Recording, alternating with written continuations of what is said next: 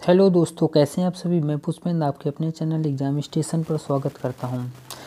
ये हिंदी भाषा बोली व साहित्य की 41 नंबर क्वेश्चन से ये क्लास करवाने की। चलो और देखते हैं क्वेश्चन नंबर 41। क्वेश्चन नंबर 41 क्या कह रहा है, भारतीय संविधान में किस भाषा को राजभाषा के रूप में स्वीकार किया गया है। देखो, संविधान की भाग 17 के अनुच्छेद 343 के अनुसार संघ की राजभाषा हिंदी व लिपि देवनागरी होगी। तो इसमें क्या हिंदी है, तो यहाँ पर राइट आंसर क्या हो जाएगा, राइट आंसर हो जाएगा सी, ठीक, यानी हिंदी। अब इसका कलर चेंज कर लेते हैं।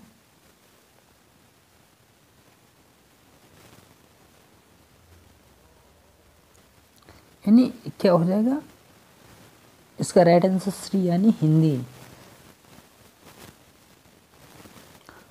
ठीक, क्वेश्चन नंबर आप देखते हैं। क्वेश्चन नंबर 42 क्या कह रहा है। क्वेश्चन नंबर 42 कह रहा है, हिंदी की आदि जननी क्या है। हिंदी की आदि जननी यानी हिंदी की माँ, जननी माने माँ, हिंदी की माँ किसे कहा जाता है, यानी संस्कृत हो जाएगी। यहाँ पर क्या हो जाएगी, समझे, हिंदी की आदि जननी भाषा कौन सी हो जाएगी, संस्कृत। यहाँ पर राइट आंसर हो जाएगा बी, हिंदी। संस्कृत हिंदी की आदि जननी, वैदिक संस्कृत से हिंदी भाषा का विकास हुआ। किससे, वैदिक जो संस्कृत थी उससे हिंदी भाषा का विकास हुआ। संस्कृत भाषा के तत्व भारत के सभी भाषाओं में समान रूप से मिलते हैं, ठीक है ना।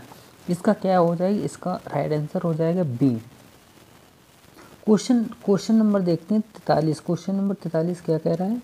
क्वेश्चन नंबर 43 है, कौन हिंदी की उपभाषा नहीं है। क्वेश्चन नंबर 43 ध्यान से पढ़िए, कौन हिंदी की उपभाषा नहीं है। इसमें ये शब्द लगा हुआ नहीं है। तो यहाँ पर क्या हो जाएगा, हिंदी की उपभाषा नहीं है, यानी कौन सी, मराठी हिंदी की उपभाषा नहीं। बाकी ये जितनी है, पश्चिमी हिंदी, पूर्वी हिंदी और राजस्थानी हिंदी, ये सभी हिंदी की उपभाषा है। बल्कि जब जो मराठी भाषा, मराठी एक भाषा है जो महाराष्ट्र में बोली जाती है, ठीक ना। तो इसका राइट आंसर हो जाएगा ए। ठीक, क्वेश्चन नंबर देखते हैं 44। क्वेश्चन नंबर 44 क्या कह रहा है।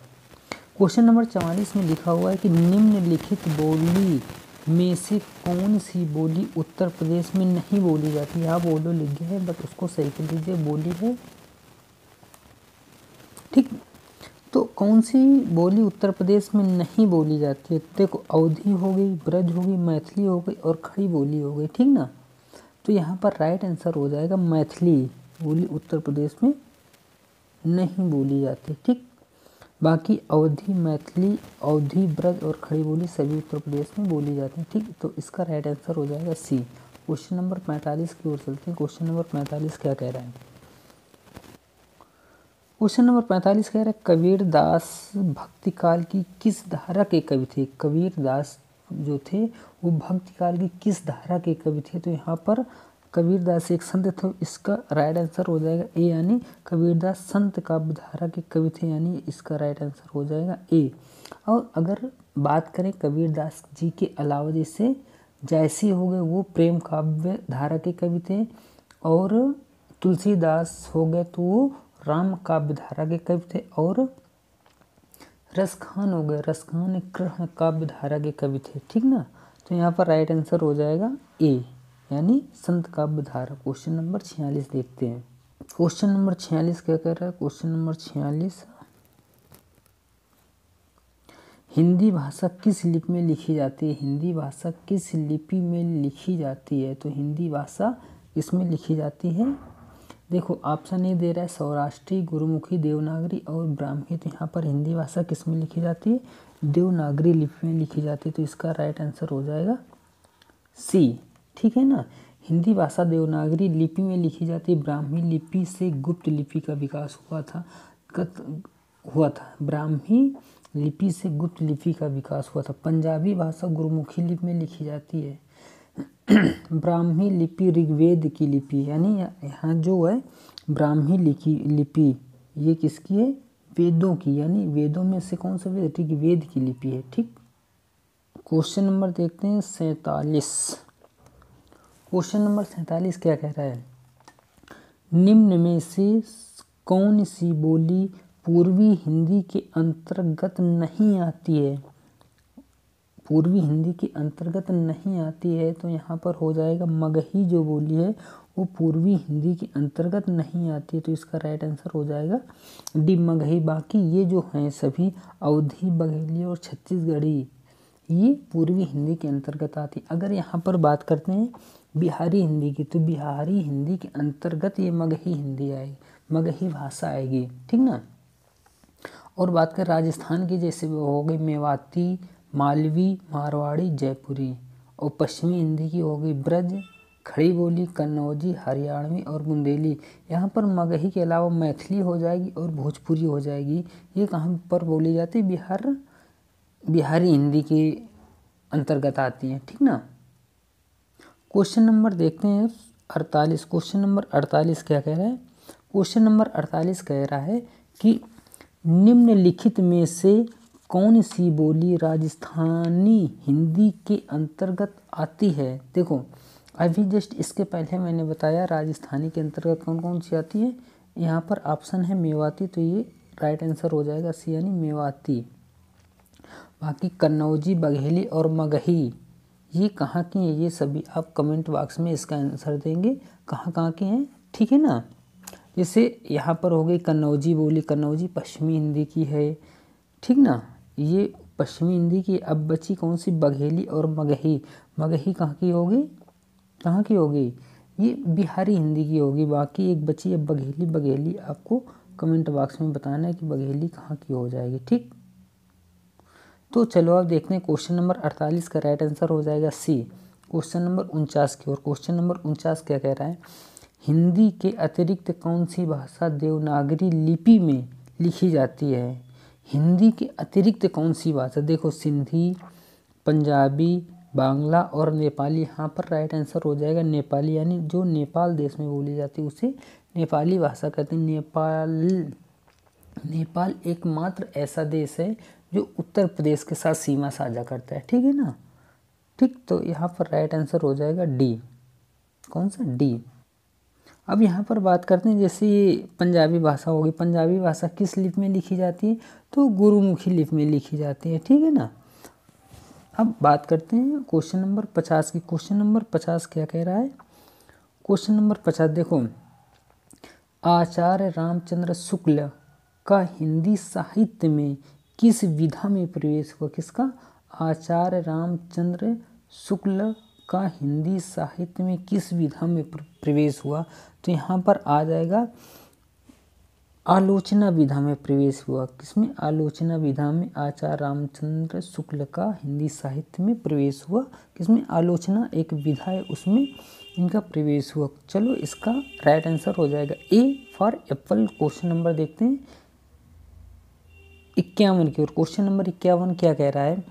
रीत काल को श्रृंगार काल की संज्ञा किसने दी है? यानी ये 4 कवि हैं, इनमें से बताना है कि रीत काल को श्रृंगार काल की संज्ञा किस कवि ने दी है। तो यहाँ पर देखो विश्वनाथ प्रसाद मिश्र हो गए, हजारी प्रसाद द्विवेदी हो गए, राम कुमार वर्मा हो गए, रमा शंकर शुक्ल और रसाल, इनको रसाल भी कहा जाता है, ठीक है ना।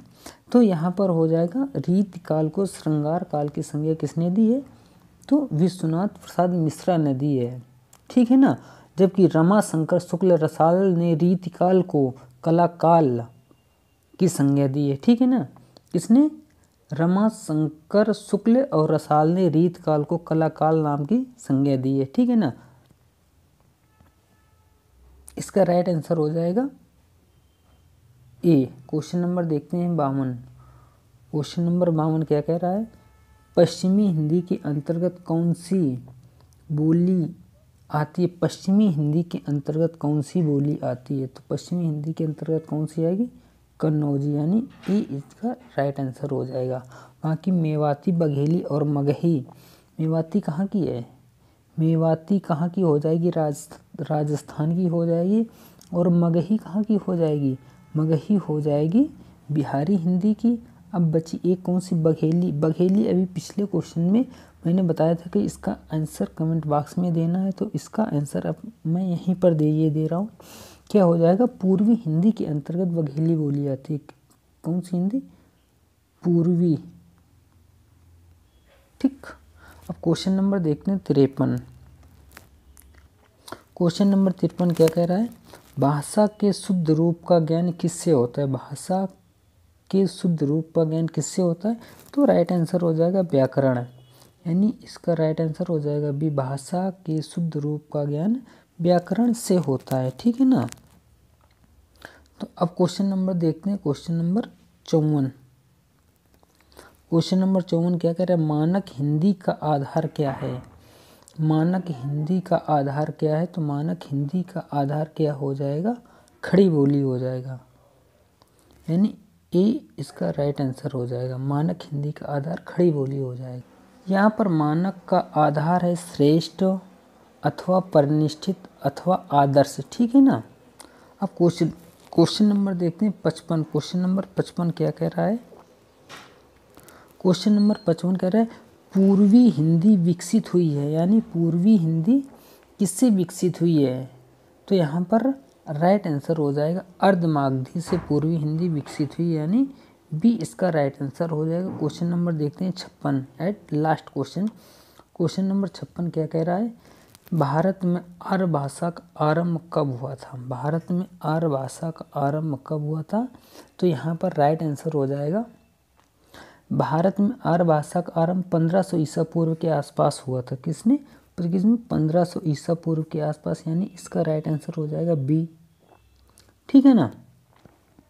तो और बात करते हैं, अगर प्राचीन भारतीय आर्य भाषा का प्रयोग लगभग 1500 ईसा पूर्व से 500 ईसा पूर्व तक हुआ, इसके अंतर्गत वैदिक संस्कृत व लौकिक संस्कृत का विकास हुआ। अब पूछ लिया जाए अगर अगला क्वेश्चन, वैदिक संस्कृत और लौकिक संस्कृत का विकास कब हुआ, किस काल में हुआ? तो 1500 ईसा पूर्व से 500 ईसा पूर्व तक वैदिक संस्कृत का विकास हुआ। मध्यकालीन भारतीय आर्य भाषा 500 ईसा पूर्व से 1000 ईस्वी तक के अंतर्गत आती हैं। ठीक है ना। तो ये हो गए आपके टोटल 56 क्वेश्चन। और यहाँ से जो हिंदी भाषा बोली व साहित्य जितने भी यूपी सिपेट यानी जो ग्राम विकास अधिकारी का पेपर हुए हैं अभी तक, उसमें जितने भी क्वेश्चन है ये मैंने सभी करवा दिया हिंदी भाषा बोली व साहित्य के। अब इसके बाद एक नया टॉपिक उठाए, उसके पूरे क्वेश्चन कर रहे हैं। चलो देखो, ये सभी क्वेश्चन बहुत ही इम्पोर्टेंट हैं। ठीक, चलो अब ये क्लास यहीं पर समाप्त करते हैं। जय हिंद, जय भारत, वंदे मातरम।